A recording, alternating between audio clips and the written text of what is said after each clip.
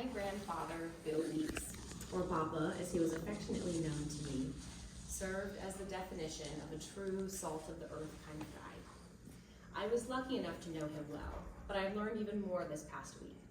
The more I learned, the more I recognized that this man wasn't just unique from others, but extraordinary. He was so much more than the devoted family man, charismatic extrovert, and talented craftsman that we all knew him to be. Bill knew he wanted to forge a path of his own to provide for his family that he would both excel at and enjoy. He decided to pursue an interest in sales and began a sales career with STP Motor Oil Company. Bill took every opportunity to learn more about sales to enhance his career. He enrolled in a Dale Carnegie sales training program and studied Carnegie's How to Win Friends and Influence People. He was committed to growing his confidence and using his voice and personality to connect with others. He later moved into RV and marine hardware sales, first as an award-winning salesman at New London Marine Supply. Next, he worked for Coast Distribution, where he continued his career until retiring in 1999. His favorite part about sales was developing consistent relationships with his customers who knew they could rely on him to provide the right guidance and recommendations to grow their businesses. His daughter Carlene's interest in marketing as a profession grew as a result of their conversations about business and marketing in particular.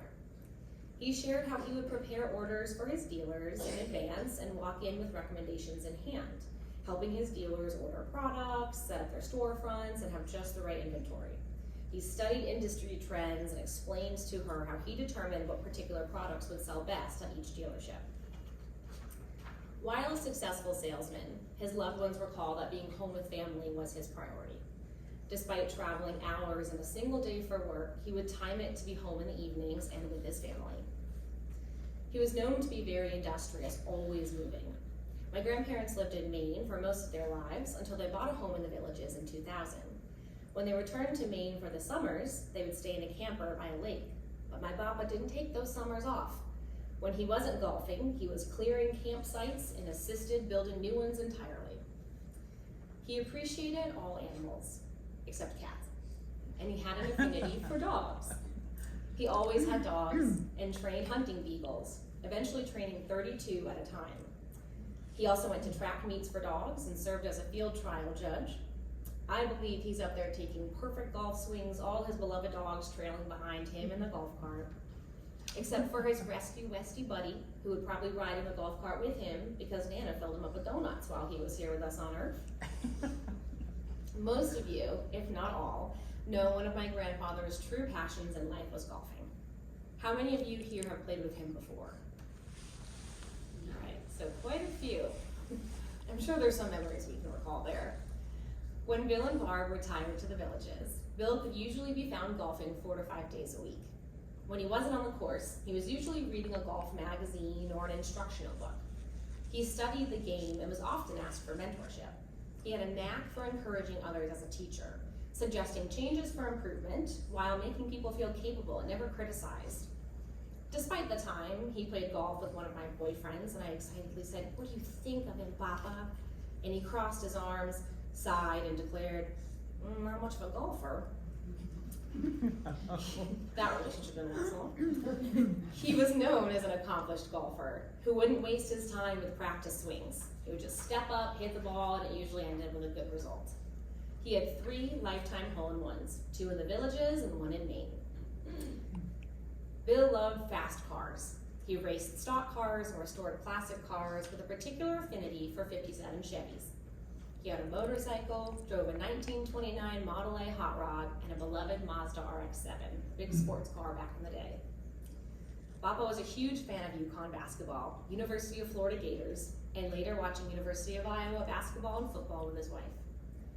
Despite me attending Florida State, the UF Gators rival, I'd always quietly grin that amidst all the blue and orange of their home, his classic Gator blanket, Gator couch pillows, flags pinned to the wall, he'd be sitting in his armchair, arms folded, sticking out like a sore thumb in his own home, wearing a Florida State t-shirt and matching hat.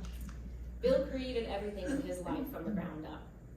Not only was he good at building and fixing, but he took the time to create quality products that lasted.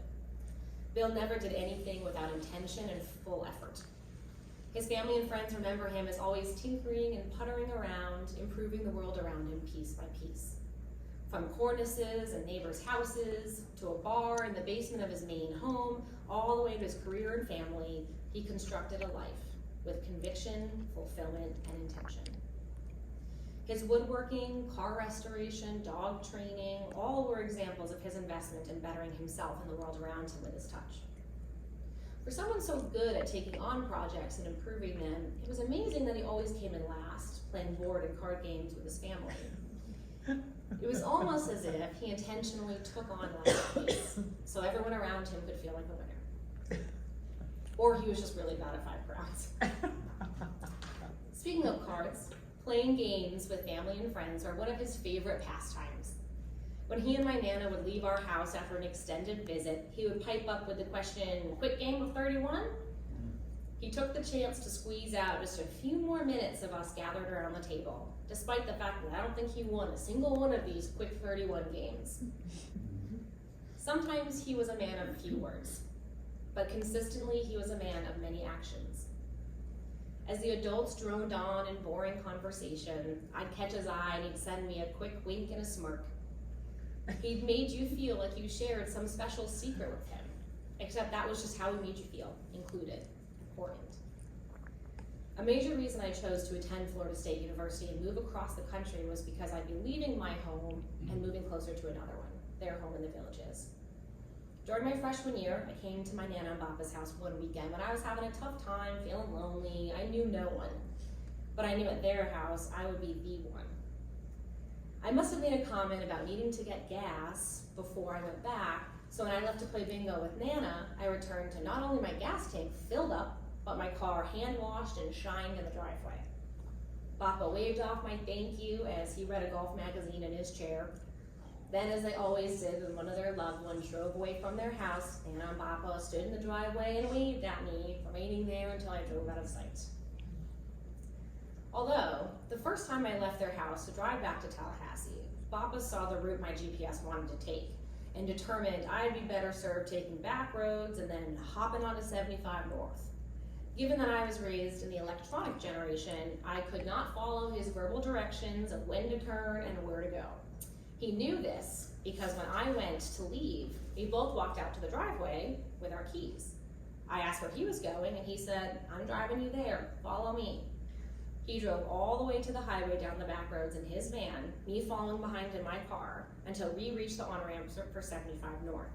He turned his blinker on to signal where I should go, then he pulled over and waved at me, waiting until I drove onto the highway and out of sight. He went completely out of his way just to make sure that I got where I needed to go, marshaling me to safety. When it became clear he was in his final days, I rushed to pack my bags and board a flight down to Florida. Unfortunately, he passed about 10 minutes into the flight. As gut-wrenching as that was, I like to think he waited until I was in the sky with him, so we could take another path together on his way to heaven.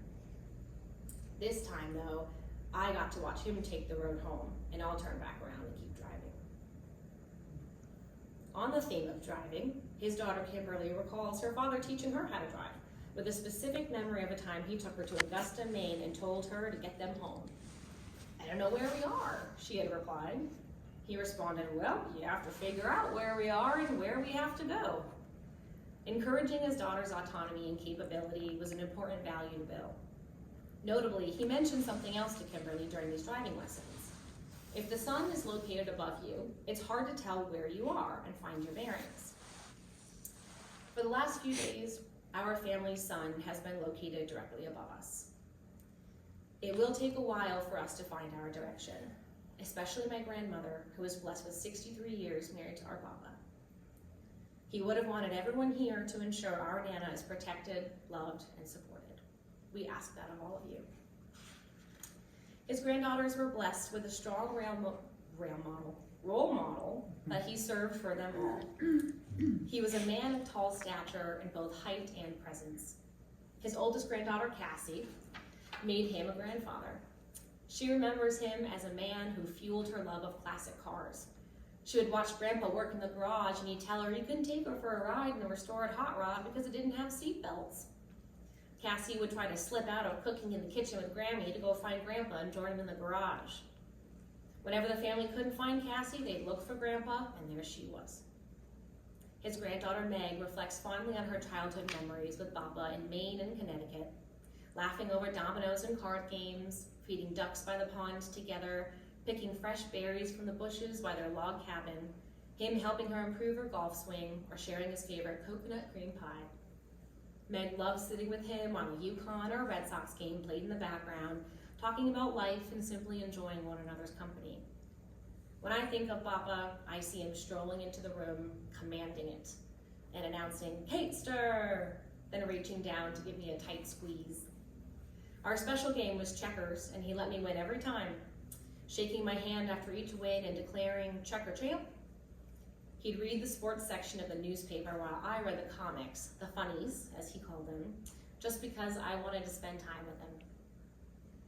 His fourth granddaughter, Michaela, always looked up to her grandpa because he was the tall one just like me. He showed her it's okay to be different and do the things you want to do. Grandpa was her inspiration into golf, and she'll forever wish she could have played with him. His wife, Barbara, describes Bill as happy, fun-loving, and a good times guy. One of the most valuable traits she admired was his outgoing nature.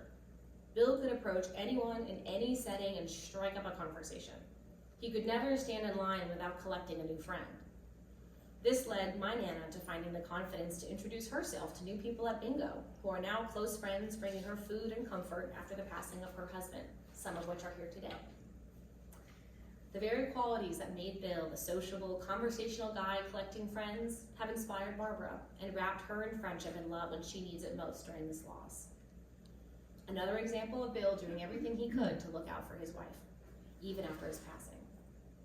His wife told him to wait for her, and those who knew them together can guarantee he will do just that.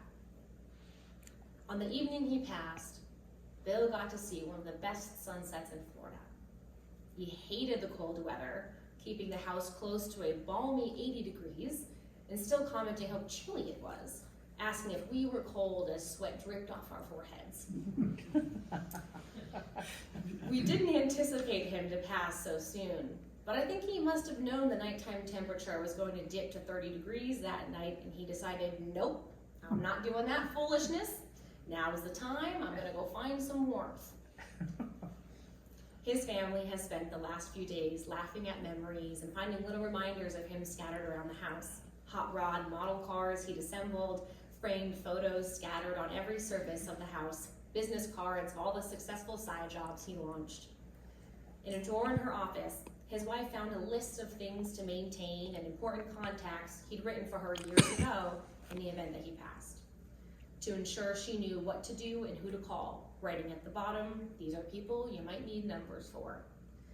Keep check on lawn weeds, golf cart check every other year, check sprinklers once a year, and call Water Wizard Irrigation with any issues.